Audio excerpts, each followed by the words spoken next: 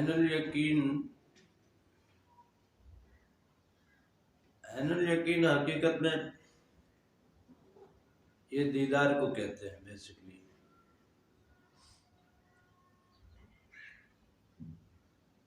جب کسی چیز کو آدمی دیکھ لیتا ہے تو اسے یقین ہو جاتا ہے کہ ہاں یہ بات ہے. اب مثال کے طور پہ آپ کی کسی سے ملاقات ہو جاتی ہے، ویسے آپ نے سنا ہے کہ فلاں خاندان، فلاں قبیلہ فلاں شہر میں رہتا ہے اور اس قبیلے کا فلاں بندہ جو ہے وہ اس قبیلے کا بڑا ہے، امیر ہے، اور اس کا جو فلاں بیٹا ہے وہ بہت ہی لائق اور فائق ہے. یہ بات آپ تک پہنچی ہے اور مصدقہ ذرائع سے پہنچی ہے، تو آپ کو اس بات کا علم تو ہو گیا کہ ہاں ہے. لیکن یہ صرف اور صرف آپ کا علم ہی ہے، آپ کو صرف اس بات کی معلومات ہے. لیکن آپ جب کسی موقع پہ اس خاندان قبیلے کو دیکھتے ہو یا اس سے ملتے ہو یا پھر اس کے سربراہ یا امیر سے ملاقات ہوتی ہے، پھر اس کے اس بیٹے سے ملاقات ہوتی ہے، تو آپ کو جب آنکھوں دیکھا حال معلوم ہوگا تو جو آپ کا علم تھا اس علم کی مزید پختگی ہو گئی. یہ یہاں تک تو بات ایسے ہی ہے کہ علم الیقین اور عین الیقین. اس میں ایک اور لفظ بھی استعمال ہوتا ہے، حق الیقین. حق الیقین یہ ہے کہ اب آپ اس خاندان قبیلے میں رہنے لگ گئے. پہلے تو آپ نے سنا تھا، پھر آپ نے دیکھا تھا، تیسری بات یہ ہو گئی کہ اب آپ اس قبیلے، اس خاندان، اس شہر میں رہنے لگے، اور جس بندے کے جس سے متعلق آپ نے جو کچھ سنا تھا اس سے ملنے کے بعد آپ اسی کے ساتھ ہی رہنے لگ گئے. تو یہ ہو گیا حق الیقین. اس کو جو قرآن پاک میں استعمال کیا گیا ہے یا شریعت اور طریقت میں اس کی جو اصطلاح بنتی ہے، علم الیقین بیسیکلی علم شریعت کو کہتے ہیں. علم الیقین علم شریعت کو کہتے ہیں، جس علم کے توسط سے ہم نے یہ جانا کہ اللہ اس پوری کائنات کا مالک ہے، خالق ہے، رازق ہے، قادر مطلق ہے، وہی الہ ہے، وہی بندگی اور عبادت کے لائق ہے، ہم سب اس کے بندے ہیں، اور حضور نبی کریم صلی اللہ علیہ وسلم اس کے محبوب پیغمبروں میں سے سب سے پیارے اور حبیب پیغمبر ہیں. اس کے نبی بھی ہیں اور اس کے رسول بھی ہیں. یہ شریعت کے علم کو علم الیقین کہا جاتا ہے. اس طرح سائنس کے علم میں بھی کافی ساری چیزیں آتی ہیں، اس کو بھی علم یقین کہا جاتا ہے کہ ہمیں پتہ ہے کہ اگر کوئی دانہ بوؤ گے تو اس میں سے اس کی فصل نکلے گی، لیکن اب وہ دانہ بوتے ہوئے اور فصل نکلتے ہوئے جب آپ دیکھ لو گے تو آپ کو آنکھوں نے جب آپ نے آنکھوں سے جب دیکھا تو آپ کا یقین اور بڑھ جائے گا. آپ کو جو معلومات ملی تھی اس کی مزید یہ ہے کہ اس کا ثبوت مل جائے گا، پختگی ہو جائے گی. اب اگر آپ کھیتی باڑی ہی کرنے لگ جاؤ یا باغبانی ہی کرنے لگ جاؤ، پھر اسی کام میں بس جاؤ، یہ پھر حق الیقین میں چلا جاتا ہے. اب آتے ہیں کہ شریعت کے حساب سے یا طریقت کے حساب سے عین الیقین کیا ہوتا ہے۔ کچھ اللہ والے عین الیقین وقت نزا کو کہتے ہیں، اس دنیا سے رخصت ہونے کا جو معاملہ ہے، اس وقت بندے کو اس بات کی ثابتی مل جاتی ہے کہ ہاں یار اس دنیا میں آئے تھے تو اب اس دنیا سے جا بھی رہے، یہ دنیا فانی ہے۔ اچھا کیا تو اس کا اچھا ثمر آگے محسوس ہوگا، برا کیا تو اس کی برائی سامنے محسوس ہوگی۔ تو یہ کچھ نے تو یہ کہا ہے کہ یہ وقت نزا سے اور اس دنیا سے رخصت ہونے کی جو گھڑی ہے یا اس سے متعلق جو نظارہ ہے، اس نظارے کو عین الیقین کہتے ہیں۔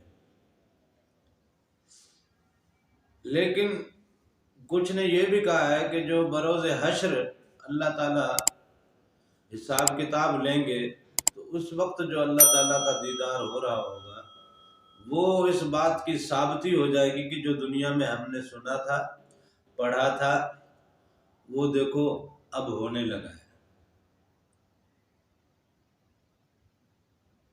اب یہ ہونے لگا ہے، یہ ہو جائے گا عین الیقین۔ اب وہ منظر آپ کی آنکھوں نے دیکھ لیا، اب آپ اس منظر میں خود کھڑے ہیں اور آنکھیں آپ کی وہ سب کچھ دیکھ رہی ہیں۔ اور حق الیقین یہ ہے کہ جب آپ کو جنت ملے یا دوزخ ملے، آپ نے اپنی زندگی جس انداز سے گزاری، اس کا جب ثمرہ مل جائے گا اور اس میں رہنے لگ جاؤ گے تو یہ اس یقین کا حق ہو جائے گا۔ اب اس یقین کی حقیقت میں آپ رہنے بسنے رچنے لگ گئے۔ جو دوزخ سے متعلق علم تھا آپ نے دوزخ دیکھ بھی لی، اب دوزخ میں رہنے لگ گئے تو اب یہ اس یقین کا حق ادا ہو رہا ہے۔ اب اس یقین کی ایسی پختگی ہے کہ اب اس میں تو چاہے کوئی کچھ بھی کہے، کیونکہ خود جو جل رہا ہے اس جہنم میں، اس کو اس چیز کا اندازہ ہے۔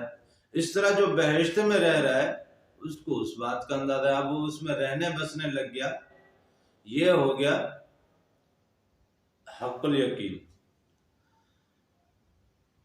اس کو ہماری روحانیت میں جس طرح اگر ہم دیکھیں تو علم الیقین یہ ہے کہ ہمیں بتایا گیا کہ ذکر اذکار کے ذریعے اللہ تعالی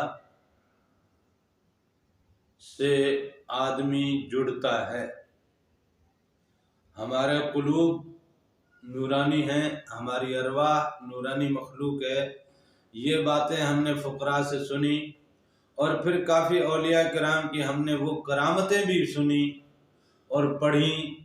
ہمیں یقین ہو گیا کہ جو اللہ والے ہوتے ہیں، جو دنیا سے خود کو کاٹ کے رکھتے ہیں اور جو صرف خالصتاً صرف اور صرف دنیا کی کوئی غرض غایت نہیں، اپنی نفس کی کوئی غرض غایت نہیں، کہ لوگ یہ سمجھیں کہ میں کو بہت بڑی چیز ہوں، میں بڑی اللہ والا ہوں، میں بڑا فقیر ہوں، ویرانوں میں جا کے رہنے لگ گیا اور لوگوں کو کرامتیں دکھانے لگ گیا۔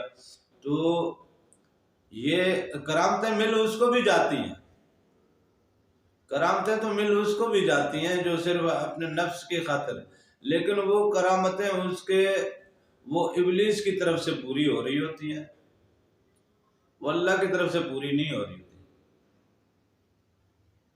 کچھ لوگ چلا کر کے جناب ایسے کام کر لیتے ہیں، جنات کو قابو کر لیا، یہ کر لیا، وہ کر لیا، موکلات ان کے ہاتھ میں آ گئے۔ یہ ساری چیزیں جو ہیں وہ اصل میں نفس سے جڑی ہوئی ہے۔ جنات کو قابو کرنا، اب جنات کو قابو کر کے کیا کرو گے آپ؟ موکلات کو قابو کر کے بھی کیا کرو گے آپ؟ یعنی دنیا داری کے لیے چاہیے نا، خالصتاً اللہ کے لیے اپنے آپ کو وقف کر دو تو جنات اور موکلات تو ویسے ہی آپ کے غلام ہیں۔ آپ صرف دل میں ارادہ کرو گے، اللہ تعالیٰ وہ ارادہ کسی سے بھی پورا کرا دے، اپنے اذن سے کرے یا کسی مخلوق کے توسط سے کرے، آپ نے دل میں ارادہ کر لیا وہ ہو جاتا ہے۔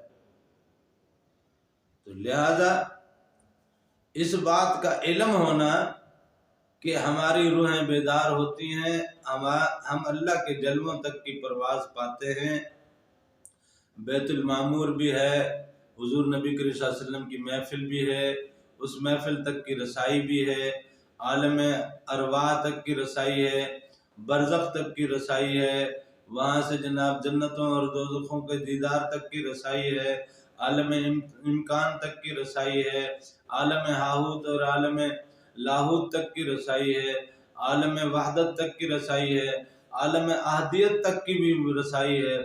اللہ کے حضور حاضر ہو جانا اور اللہ کے دیدار میں گم ہو جانا اور اللہ کا دیدار مل جانا، یہ ساری چیزیں سنی ہیں اور اس پہ یقین بھی ہے۔ یہ ہے علم یقین روحانیت میں۔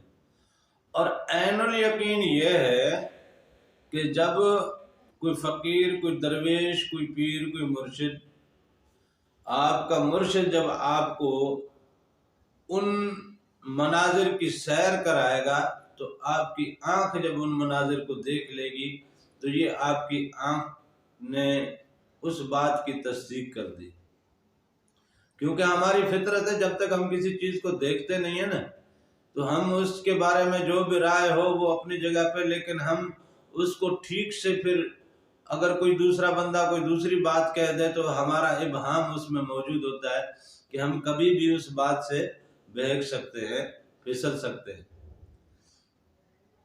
لیکن علم الیقین کا جو دائرہ ہے وہ یہ ہے کہ ازل سے لے کے ابد تک جو بات ایک جیسی ہو، جس بات میں کوئی تردد نہ ہو، کوئی تغیر نہ ہو، وہ علم الیقین میں آتی ہے۔ تو حضرت آدم علیہ السلام سے لے کے آج تک کی جو معاملات ہیں، ہمارے شرعی معاملات ہیں یا طریقت کے معاملات ہیں یا روحانیت کے معاملات ہیں، جو جس فیلڈ سے وابستہ ہے وہ اس فیلڈ سے متعلق اس بات میں قائم ہے اور وہ باتیں ابھی تک آج تک ویسی ہی قائم ہیں۔ تو علم الیقین بھی اپنی جگہ پہ قائم ہو گیا، عین الیقین بھی اپنی جگہ پہ آ گیا۔ اب حق الیقین یہ ہے، روحانیت میں حق الیقین یہ ہے کہ جو بندہ اللہ تعالیٰ کے جلووں میں گم رہنے لگے اور وہ اس دنیا میں ہوتے ہوئے بھی دنیا میں حاضر نہ ہو، وہ جس چیز پہ جیسی نظر ڈالے ویسا ہو جائے۔ جیسے حسن بصری جو خلیفہ اول ہے حضرت مولا علی کرم اللہ وجہہ کے،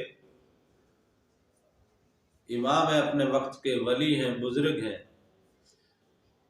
طریقت میں، روحانیت میں، ولایت میں حضرت مولا علی کے خلیفہ اول ہیں حسن بصری۔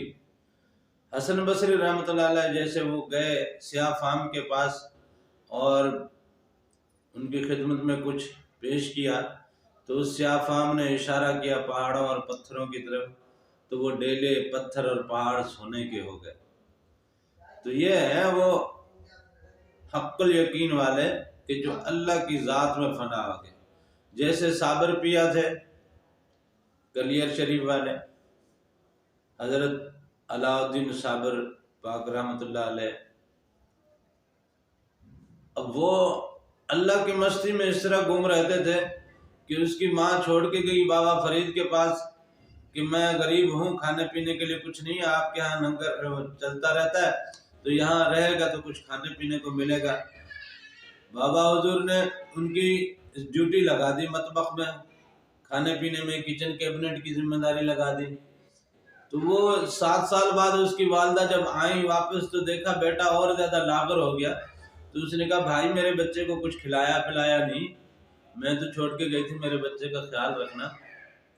تو بابا فرید حضور نے فرمایا کہ میں نے تو اس کی ڈیوٹی ایسی جگہ لگائی جہاں پہ کھانا ہی کھانا ہے، اور اس کو میں نے کہہ دیا تھا کہ یہ تمہاری ذمہ داری میں آتا ہے کھانا بنوانا، کھانا بانٹنا وغیرہ، اور یہ تمہاری ذمہ داری ہے، اب اس کو سنبھالو۔ تو یہ تو ہوتا ہی وہاں پہ ہے۔ جب بلایا گیا تو صابر پاک سے جب پوچھا گیا کہ بھائی کیا بات ہے آپ کھاتے واتے کچھ نہیں ہو؟ کہتے نہیں جی۔ تو پوچھا کیوں؟ کہتے جی آپ نے کھانے کے لیے تھوڑی کہا تھا، آپ نے تو کہا تھا یہ پکوانا اور بٹوانا اور یہ سب ذمہ داری آپ کی ہے، آپ نے کھانے کے حوالے سے تو مجھے کہا بھی نہیں، تو میں کیسے کھا سکتا تھا؟ تو وہ 7 سال اس بچپن کی عمر میں کیا رہے؟ وہ اللہ کی ذات میں اور اللہ کے حضور میں حق الیقین کی ان حدوں میں تھے کہ اس کو نورانیت سے وہ غذا ملتی رہتی تھی جس میں جسم کی توانائی بحال رہتی ہے۔ روٹی کھانے سے کیا ہے؟ روٹی بھی جسم کی توانائی کے لیے ہے نا، ہمیں بھوک لگتی ہے، ہم لاغرپن محسوس کرتے ہیں، روٹی کھا لیتے ہیں، توانائی بحال ہو جاتی ہے۔ تو لہذا حق الیقین، عین الیقین اور علم الیقین کے حوالے سے مختصراً تو اتنا کافی ہے۔ ویسے اس کو ہم یوں بھی کہہ سکتے ہیں کہ علم الیقین جو ہے وہ باشرہ لوگوں کے لیے ہے،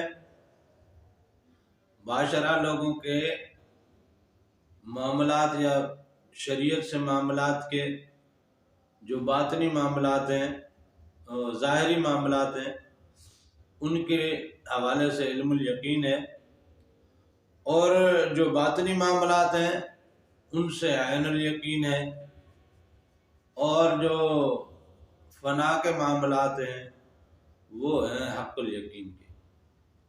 تو یہ مختصراً اتنا میرا خیال کافی ہے سمجھنے کے لیے۔ اب باقی تفصیل ہم جائیں گے تو پھر بہت لمبی بحث ہے یہ، امید ہے کہ مختصراً اتنا سمجھ لینا کافی رہے گا۔